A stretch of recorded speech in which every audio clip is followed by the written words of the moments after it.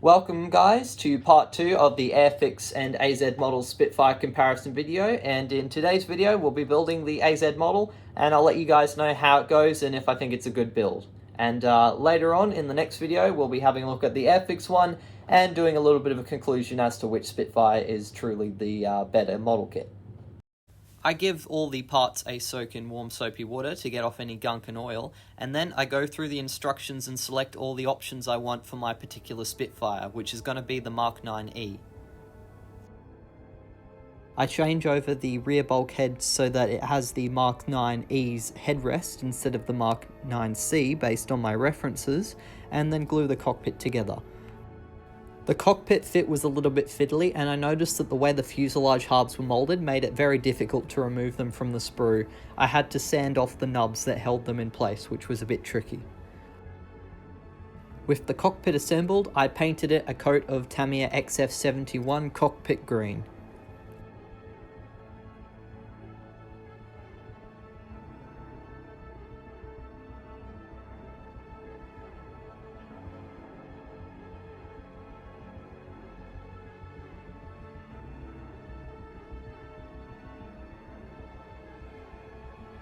After painting the first coat of cockpit green, I move on to the photo etch parts. I used a couple of them but not all of them since I didn't have the instructions. These included the instrument panel, and I later on used the spare seat belts that are included. For the photo etched, I simply glued it using a little bit of super glue after cutting them off the metal frame. I later neatened them up a tiny bit with a bit of paint because I got a little bit of super glue on the instrument panel. Otherwise, I then glue on the compass holder to the frame of the cockpit, and then I paint another coat of interior green over the entire interior.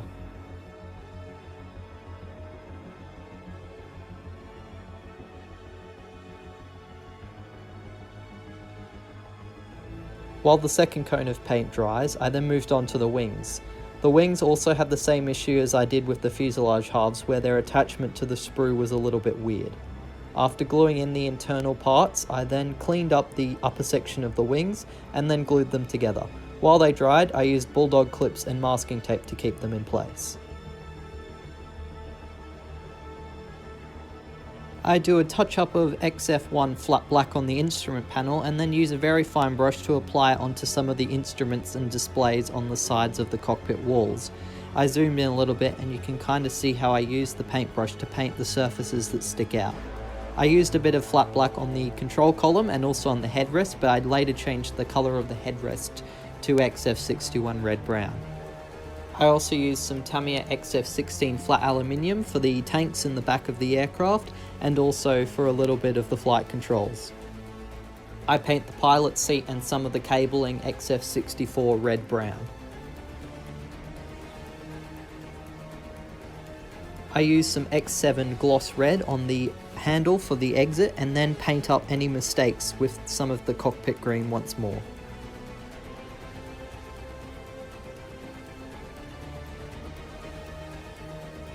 I use a very fine brush to apply some Tamiya XF16 flat aluminium onto some of the exposed parts of the cockpit to add a little bit of paint chipping effect before I neaten up the last of the mistakes and super glue the compass that's photo etched to the instrument panel.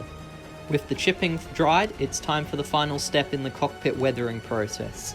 I get a little bit of Tamiya XF1 flat black and water it down and then apply it all over the interior to highlight the details and make it look a little bit worn down and grubby.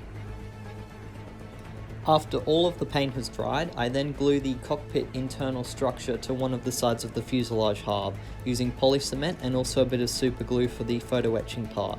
While those parts dry, I then fit the extra accessories to make the Mk.9e to the wings. These include the bulges for the cannons and the cannons themselves.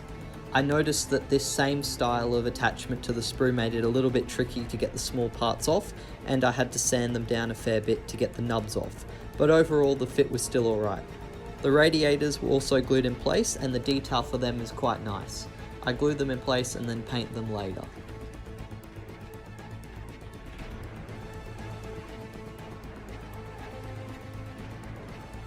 I glue the exhausts to each side of the fuselage halve and then move on to the propeller. There doesn't appear to be any parts to allow the propeller to sit on a wash so that it'll spin within the fuselage halves. However, I realised if I used the back of the propeller hub as a wash instead, but I later discovered it would be too big to fit in the fuselage halves and had to remove it. I assembled the landing gear, which is a tiny bit fiddly since there's a few extra pieces when compared to the normal Airfix Mk.9e Spitfire. However, there are some nice details still, and assembly was alright. I set all the parts aside to dry for a bit before I then glue the fuselage halves in place. There were no guide pins for the fuselage halves, which made it difficult for them to fit together. There was also a little bit of a gap because of the way the sprues were moulded to the fuselage, which was a bit of a pain, but in the end I could sand it and fill it easily. After the fuselage halves dried, I then glued the fuselage to the wings and then started adding the small details such as the landing gear, the tail and the elevators. After the landing gear and elevators dried, I glued on the antenna and also the pitot tube and gun sight for the cockpit.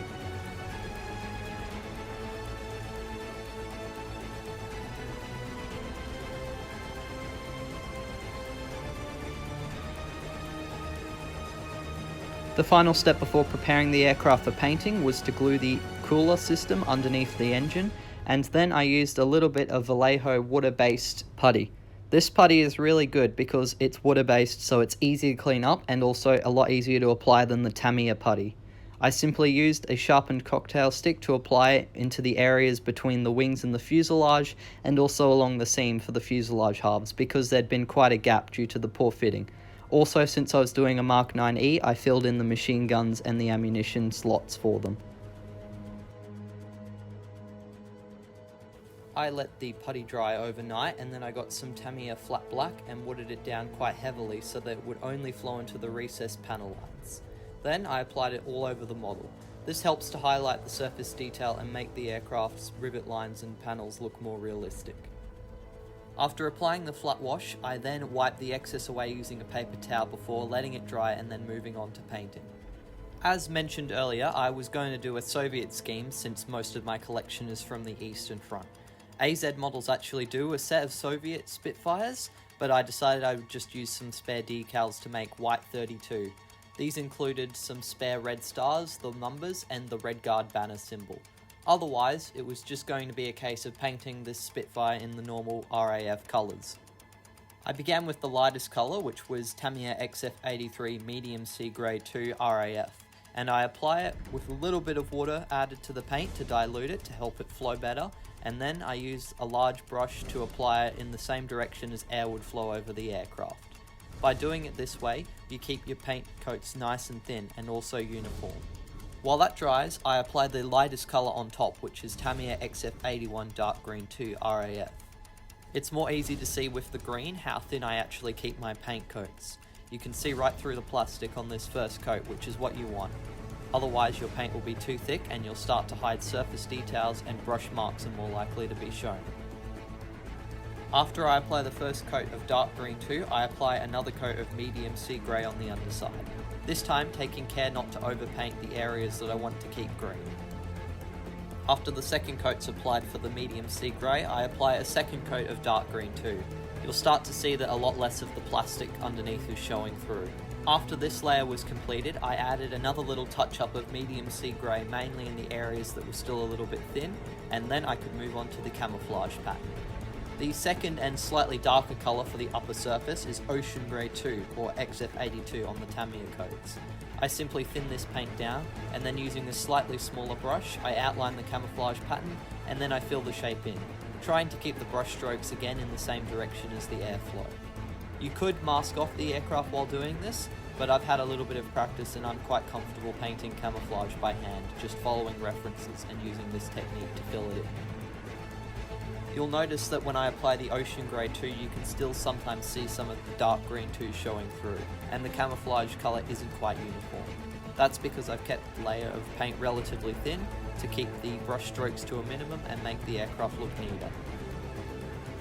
I apply one last coat of Medium Sea Grey 2 on the underside of the Spitfire before painting the last layer of Ocean Grey 2 on the upper surface. After completing the last layer for the Spitfire's camouflage, I can then move on to the other markings.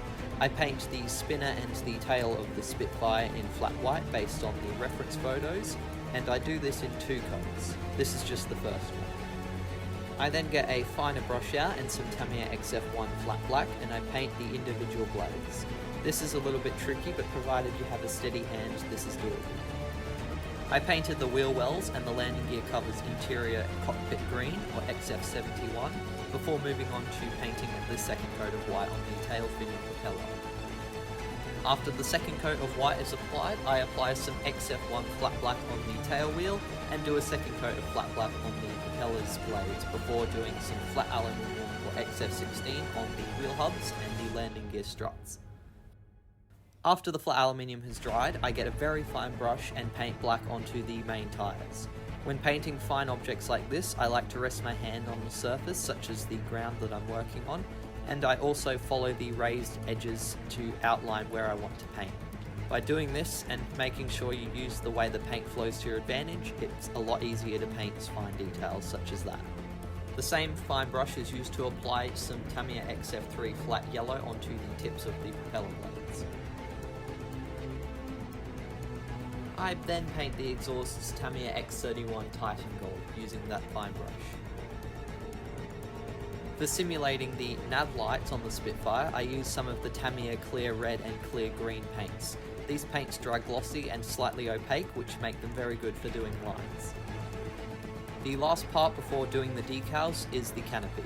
I glue the mirror onto the canopy using a little bit of super glue, since super glue won't fog up the canopy like polycement will. I then sand the edges down of the canopy and then prepare the decals. I'll later on paint the canopy using a fine brush. The Soviet markings are spares from an ICM PO2 biplane kit.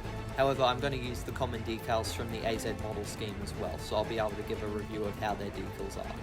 For the decals, I simply stick them in water and wait until they're able to be slid across the transfer paper using a brush, and I then apply them using a brush.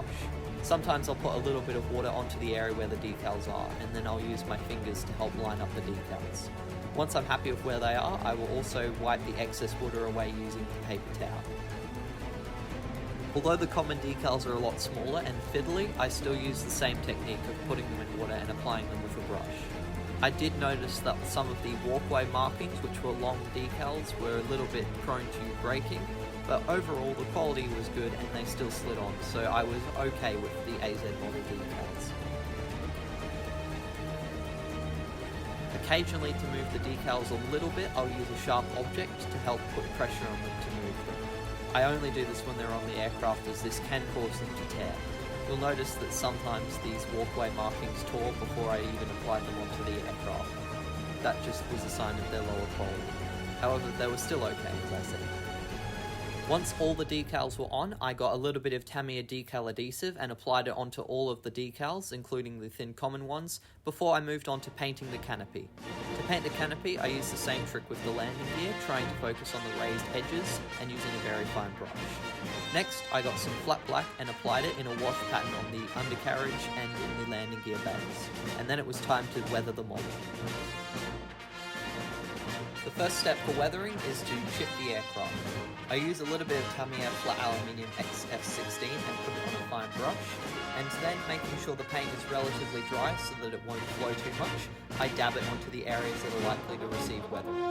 For these, I focus on the leading edge of the aircraft's wing horizontal and vertical stabilizers, on the edge of the blade that would be facing the airflow when it spins, and also along panel lines and specifically where the pilot would walk to get in and out, and where the door is located.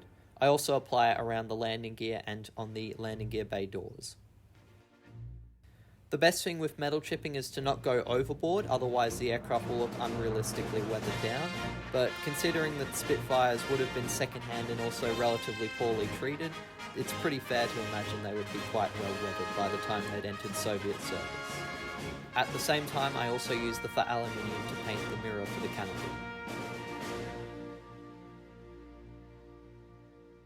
And the final thing I do is use a little bit of flat black to help do some additional weathering.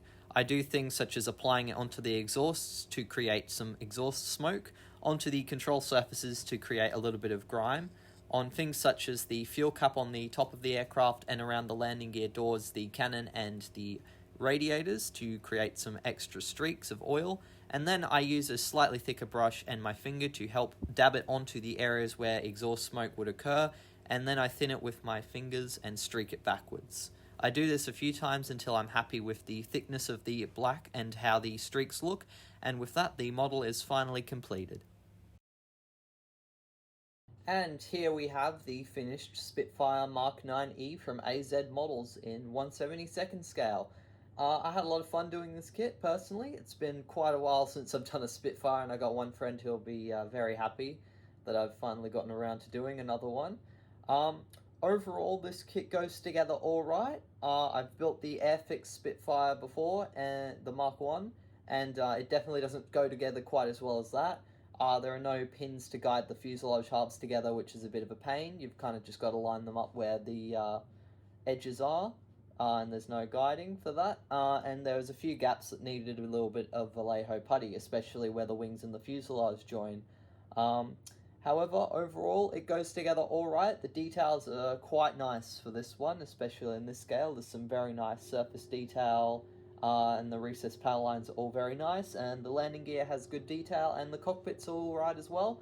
It's missing a few little tiny things like oxygen bottles, but the raised details on the cockpit are not bad, but sometimes it's a lot easier to just have a decal for that. So this kit is probably a little bit unfriendly if you're new to model making. I definitely recommend the Airfix over the Az Model if you're beginning.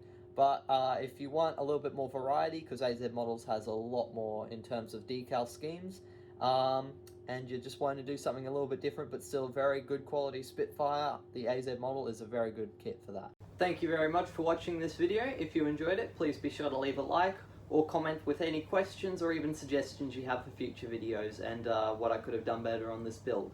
A special shout out to my wonderful patrons, Archie Palmer, Emo, J&K Jones and Joan Moss. Your support has been wonderful and I very much appreciate it. It helps me get a little bit of an income. And also this video was sponsored by Tectonic Hobbies, so be sure to come check out our store down on 447 Wisest Road, Maroochydore. That's it for now, and until the next one, model on!